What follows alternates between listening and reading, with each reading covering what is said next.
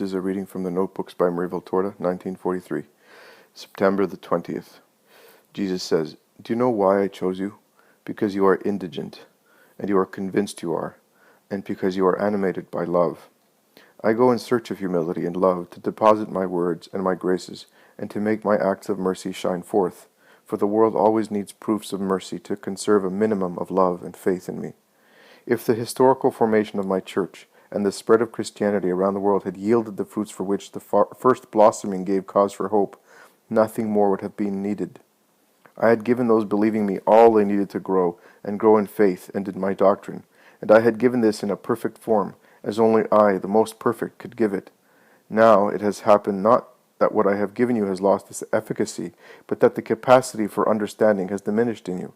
It has diminished because you have dimmed your spiritual sight with the smoke of acts of human pride, your spiritual hearing with the sound of too many human words, your spiritual taste with the savor of so much corruption, your spiritual touch with the abuse of too many carnal contacts, your spiritual smell with your perversion, which spurs you to prefer what is putrid to what is pure.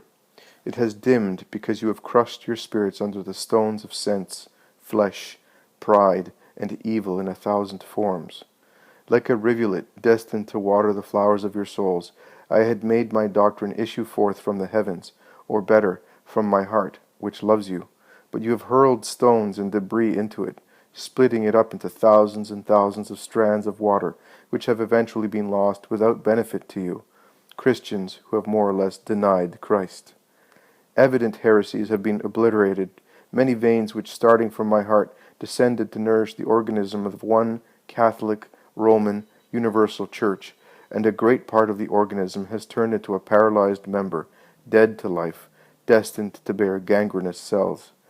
But small individual heresies, and how many of them, are scattered through the core of Catholics, and they are the most pernicious and most highly condemned ones. For, reflect carefully, if at a distance of years and centuries the Protestants of whatever church, the Orthodox and the Orientals, who follow faithfully what their forebears have left them as the true faith, are to some extent condemnable, those living under the sign of the Church of Rome, who create for themselves the private heresy of their sensuality in the senses, mind, and hearts, are unforgivable.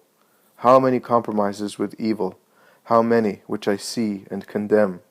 90% of Catholics are concerned about everything except life in and for my faith. And when I intervene with direct teaching, with its lights and its flames, which take the place of so many pulpits which are too cold and too dark. I intervene to be the master, in the place of masters who prefer cultivating their material interests to the spiritual interests which are yours, and above all, mine. For I have entrusted to them the living talents that you are, souls I have bought with my blood, the vineyards and granaries of Christ, the Redeemer, not so that they would leave them idle and untilled, but so that they would consume themselves in making them produce a yield and fructify. Well then, Maria, you know who the most backward ones are in accepting this aid which I give to them for the damage done by the spiritual starvation on account of which you Catholics die? They are precisely my priests.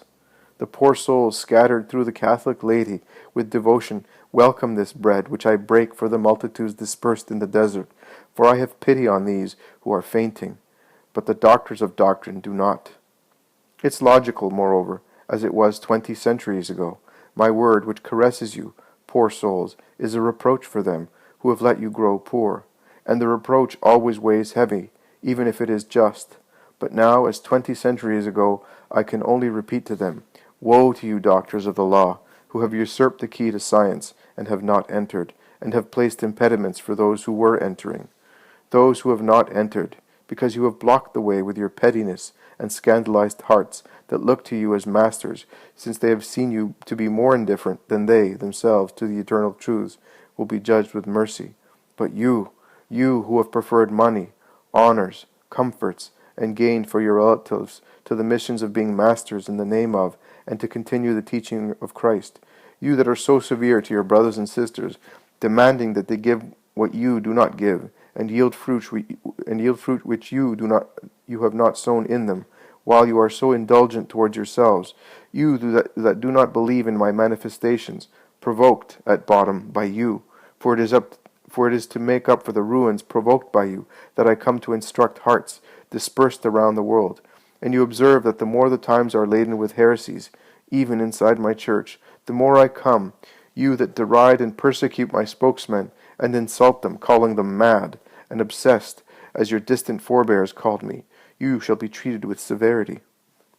Purify with the fire of love and penance the senses of your souls, and you will hear, see, taste, smell, and feel me in the words which I speak to the humble, in which I silence for you proud ones. For only those with a child's heart will enter into my kingdom, and only to the little ones do I reveal the secrets of the King.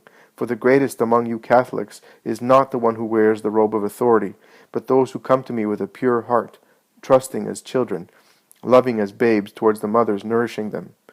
Blessed are the small. I will make them great in heaven.